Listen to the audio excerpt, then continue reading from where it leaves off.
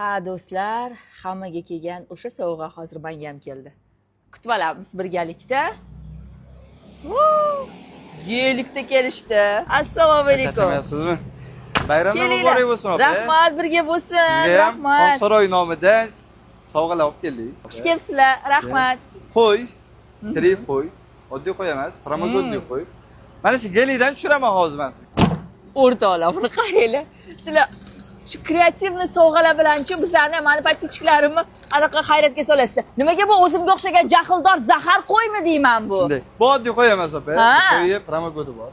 O, qaynona, o, maxsus. Demak, do'stlar, bu meni promokodim.